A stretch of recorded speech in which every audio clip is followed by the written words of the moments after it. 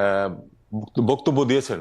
জাতিসংঘ জাতিসংঘ বাহিনী কোথায় কি পরিস্থিতিতে আহ, নিযুক্ত করা হয় এটা তার না জানার কথা নয়। হুম। কাজেই সেক্ষেত্রে উনি বিশ্বাস করেন যে সেরকম পরিস্থিতি বিরাজ করছে বাংলাদেশে। এটা আমার একেবারেই মনে হয় না। উনি এর চেয়ে অনেক বেশি আহ, জ্ঞানী বুদ্ধিমান মানুষ, বুদ্ধিমতী মানুষ। কাজে উনি এবং মমতা ব্যানার্জিও গতকাল বলেছেন বাংলাদেশ নাকি জাতিসংঘ শান্তিরক্ষা বাহিনীর। এই ব্যাপারটাকে আসলে আপনি কিভাবে দেখছেন বা আপনার কাছে কি মনে হচ্ছে? দেখুন, বাংলাদেশের ঘটনার প্রতিক্রিয়ায় হচ্ছে এটা তো কোনো অবস্থাতেই গ্রহণযোগ্য না, কারণ বাংলাদেশে কিছু ঘটছে না। যেগুলো তারা প্রচার করছে, অপপ্রচার করছে, তার একটি ঘটনা ঘটছে না এখন বাংলাদেশে। হুম। আমি তো বলেছি যে একদম প্রথম অবস্থায় যখন সত্যিকার অর্থে সরকার ছিল না কয়েকদিন, হুম। ওই সময় কিছু ঘটনা ঘটেছে, সেটাকে অতি দ্রুত নিয়ন্ত্রণে নিয়ে আসার ব্যবস্থা করা হয়েছে। এমনকি পুলিশকে অ্যাক্টিভেট করার আগেই এটা করা হয়েছে। আপনারা জানেন যে যাতে এই ধরনের ঘটনা ঘটতে না পারে এই জন্য এমনকি মাদ্রাসা ছাত্ররা গিয়ে পাহারা দিয়েছে যাতে কোনো দুষ্কৃতিকারীরা এই ধরনের ঘটনা ঘটাতে না পারে। হুম। তারপরেও কিন্তু প্রোপাগান্ডা থেমে নেই, এবং প্রোপাগান্ডা সব ধরনের প্রপোর্শন বহির্ভূত ভাবে বিশেষ করে মিডিয়াতে এটা প্রচারিত হয়েছে। ভারতে আমরা জানি যে আপনি সরকার বা ক্ষমতাসীন দলের কথা বাদ দিন, তাদের সহযোগী অনেকগুলি হিন্দুত্ববাদী সংগঠন আছে যারা অত্যন্ত উগ্রপন্থী, এবং তারাই কিন্তু অধিকাংশ এই যে ঘটনাগুলি কিন্তু তারা ঘটাচ্ছে। এবং তাদের আনফরচুনেটলি তাদের কিন্তু সমস্ত পৃথিবীতেই নেটওয়ার্ক আছে। ধরুন বিশ্ব হিন্দু পরিষদ, ধরুন বজরং দল, এদের কিন্তু সমস্ত বিশ্বের নেটওয়ার্ক আছে, এবং সবখানে তারা বাংলাদেশ বিরোধী প্রচারণার চেষ্টা করছে এবং মিস ইনফরমেশন দেওয়ার চেষ্টা করছে। অনেককে তারা ইনফ্লুয়েন্স করতে পারছো। এটা দুঃখজনক, কিন্তু আমরা মনে করি যে আহ, সরকারিভাবে ভারতের এটা বুঝতে পারার কথা যে এই ধরনের কোনো ঘটনা ঘটছে না, তাদের কাছে তথ্য থাকার কথা, এবং তারা তাদেরকে নিয়ন্ত্রণ করার চেষ্টা করলে আমরা খুশি হব। মমতা ব্যানার্জি প্রসঙ্গ তুলেছেন। মমতা ব্যানার্জি আমার পরিচিতা। আমি 4 বছর ডেপুটি হাই কমিশনার ছিলাম কলকাতায়, তখন তার সাথে যথেষ্ট হৃদ্যতাও ছিল বলে আমি মনে করি। উনি হঠাৎ করে কেন এই কথা বলেন? উনি অনেক সময় কিন্তু অনেক কিছু বলেন যেটা ঠিক প্রত্যাশিত না। এটা এটা তার বৈশিষ্ট্যের মধ্যে আছে, কিন্তু তবু হঠাৎ করে তিনি এই কথা কেন বললেন আমি জানি না। আহ, এমন একটা ধারণা করা যায় যে হয়তো উনি ভাবছেন যে যেহেতু একটা আহ, হিন্দুত্ব পন্থী এক ধরনের একটা ওয়েভ চলছে ভারতে প্রোপাগান্ডা হিসেবে, তিনিও সেখানে তার ইলেকটোরেটকে যাতে সন্তুষ্ট রাখতে পারেন এরকম কিছু উদ্দেশ্যে বলছেন কিনা। এটা আবার এগেইন আমি একটু স্পেকুলেট করছি। সেটা আহ, যদি তিনি এটা করে থাকেন তাহলে আমি মনে করি না যে পশ্চিমবঙ্গের ইলেকটোরেট সম্বন্ধে আমার যেটুকু সামান্য জ্ঞান আছে, অবশ্য ওনার নিজস্ব জ্ঞান নিশ্চয়ই তার হুম। থেকে অনেক বেশি, হুম। সেখানে এটাও খুব একটা কাজ করবে বলে আমার মনে হয় না। আর দ্বিতীয় কথা হলো, উনি যেই আহ, বক্তব্য দিয়েছেন জাতিসংঘ জাতিসংঘ হুম। বাহিনী কোথায় কি পরিস্থিতিতে আহ, নিযুক্ত করা হয় এটা তার না জানার কথা নয়। হুম। কাজেই সেক্ষেত্রে উনি বিশ্বাস করেন যে সেরকম পরিস্থিতি বিরাজ করছে বাংলাদেশে। এটা আমার একেবারেই মনে হয় না। উনি এর চেয়ে অনেক বেশি আহ, জ্ঞানী বুদ্ধিমান মানুষ, বুদ্ধিমতী মানুষ। কাজে উনি নিশ্চয়ই এটা ভাবছেন না। আমার বিশ্বাস এটা উনি একটু রাজনৈতিক প্রয়োজনে এই ধরনের একটা অদ্ভুত প্রস্তাব রেখেছেন বলে আমার মনে হয়।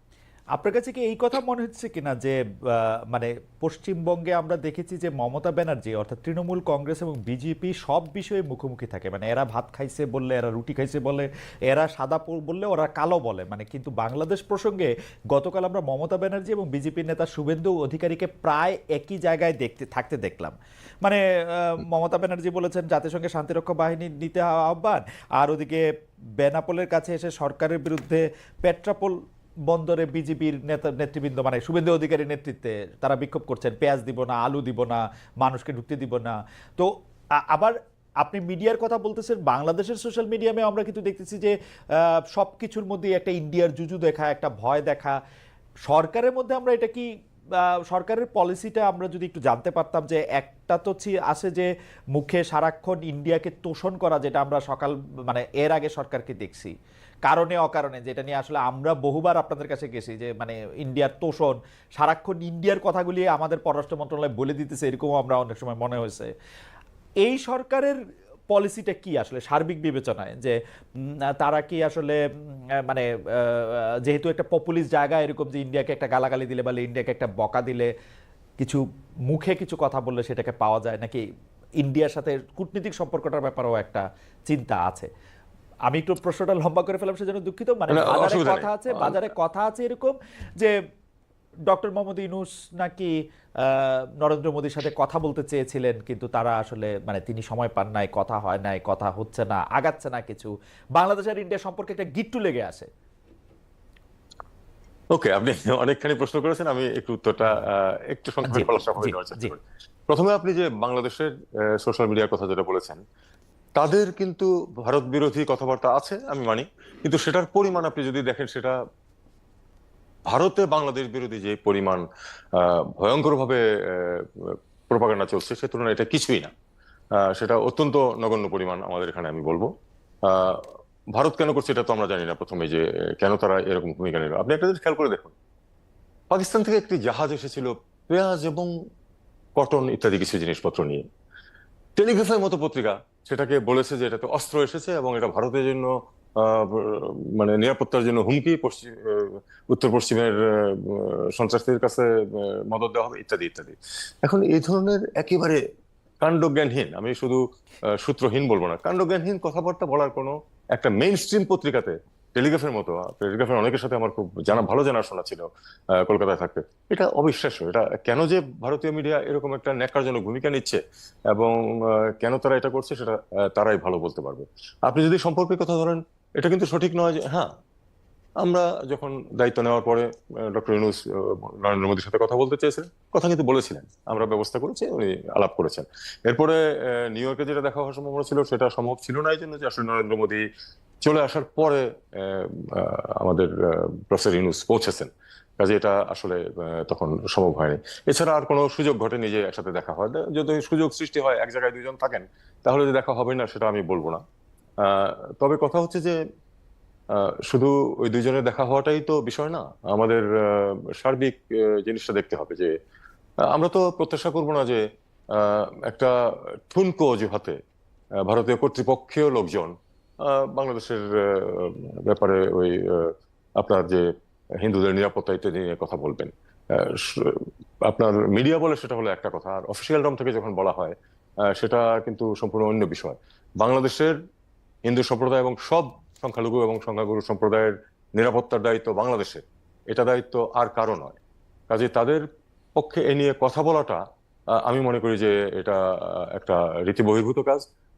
আমরা তো তাদের কার কি নিরাপত্তা আছে না আছে সেটা নিয়ে আমরা তো কথা বলি না, তাহলে ওনাদের এ নিয়ে কথা বলার তো আমি কোনো প্রয়োজন দেখি না।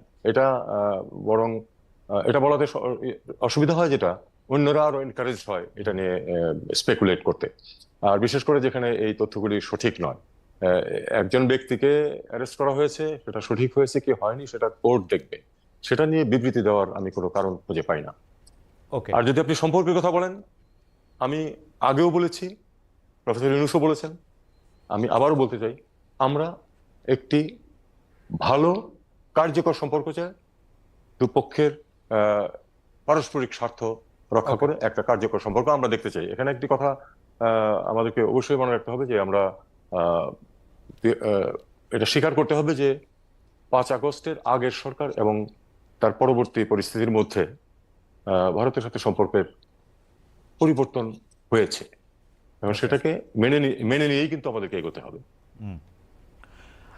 আচ্ছা, মানে ভারতের সাথে পরিবর্তন হয়েছে সম্পর্কের, এবং সেটা হয়তো কোনো কোনো ক্ষেত্রে কাঙ্ক্ষিতও ছিল, কিন্তু আমরা ভারতের সাথে যেটা পরিবর্তন হয়েছে এইটা দেখানোর জন্য অনেক ক্ষেত্রে আমরা অনেক সিদ্ধান্ত নিয়েছি কিনা, কারণ কোনো কোনো বিশ্লেষক বলছেন করাচির সাথে জাহাজ যোগাযোগ পুনরুস্থাপনকে প্রায়োরিটি দিয়ে যে আবার মানে বা পাকিস্তানের সাথে সেটা করা হচ্ছে, সেটা যত না বাণিজ্যিক সিদ্ধান্ত তার চেয়ে অনেক বেশি পলিটিক্যাল সিদ্ধান্ত বা কূটনীতিক সিদ্ধান্ত ভারতকে দেখানোর জন্য। কিন্তু যা হইলে আমাদের আসলে অনেক লাভ হইতো, যে ধরা যাক চীনের সাথে আমাদের নতুন কোনো সম্পর্কের দুয়ার খুলতেছে কিনা, সেই ব্যাপারে এই সরকারের যতটা আগ্রহ তার চেয়ে বেশি আগ্রহ ভারতকে দেখানো, দেখো তোমরা যা পছন্দ করতেছিলে না বা যা করতে দিচ্ছিলে না তা আমরা করতেছি, অনেকে বলতেছেন। এই ব্যাপারটা নিয়ে যদি একটু মন্তব্য করতেন। আমি তা মনে করি না, আমি তা মনে করি না। আসলে একটি অকেশন ছিল যে আমাদের তো আসলে বিশেষ করে আপনিই বলছেন যে ওই ভারতের পশ্চিমবঙ্গের বিজেপি নেতৃবৃন্দ তো বলছেন যে তারা সব পথঘাট বন্ধ করে দেবেন, কোনো পেঁয়াজ আসতে দেবেন না, আলু আসতে দেবেন না। দেখুন, পেঁয়াজ এবং আলু না আসলে বাংলাদেশের শুধু লস আর ভারতের কোনো লস নেই, এটা চিন্তা করাটা কিন্তু নিতান্ত নির্বুদ্ধিতা। বাংলাদেশে যেমন ভারতের সামগ্রী প্রয়োজন আছে, ভারতের জন্য বাংলাদেশের এই বাজার প্রয়োজন আছে, কারণ যেসব সামগ্রী আমরা আমদানি করি সেটা তারা লাভজনকভাবে অন্য কোথাও রপ্তানি করতে পারবে না। কাজে এটা আমি যেটা বলছিলাম যে পারস্পরিক স্বার্থের ভিত্তিতে কিন্তু আমরা সম্পর্ক ভালো রাখতে চাই। ঠিক আছে, ওনারা বন্ধ করে দিন, ভিসা দেওয়া হচ্ছে না, লোকজন চিকিৎসার জন্য যেতে পারছে না। আমাদের এখানে বড় বড় হসপিটালগুলিতে এখন সব সিট ভর্তি আছে, কোনো সমস্যা হচ্ছে না, চিকিৎসা কিন্তু মানুষ ঠিকই পাচ্ছে। যাদের আর্থিক সামর্থ্য একটু বেশি তারা হয়তো ব্যাংকক চলে যাচ্ছে, অনেকে কেউ সিঙ্গাপুর চলে যাচ্ছে। কারোর জন্য কোনো কিছু কিন্তু আটকে থাকে না। সবচেয়ে হাস্যকর হচ্ছে যে আপনার আহ, আগরতলাতে পর্যন্ত এই ধরনের কথাবার্তা হচ্ছে। আগরতলা, ত্রিপুরার অর্থনীতি বা কতটুকু, সেখানে আমাদের প্রয়োজনই বা কতটুকু, তারা আমাদের কতটুকু, আমাদের বিশাল অর্থনীতির জন্য তারা কতটুকু বা দিতে পারে। তারা বরং সেমাই ল্যান্ডলক হয়ে বসে থাকবে, 1000 মাইল ঘুরে তাদের মালামাল বিক্রি বা ক্রয় করতে হবে। তাদের নিজেদের স্বার্থে আমাদের সাথে ভালো সম্পর্ক রাখা প্রয়োজন। যদি তারা সেটা মনে করে যে সেটা করবে না এবং না করাতেই তাদের স্বার্থ আছে, ঠিক আছে, আমরা সেটা খুব সহজেই সামাল দিতে পারবো, এটা এমন কিছু কঠিন কাজ।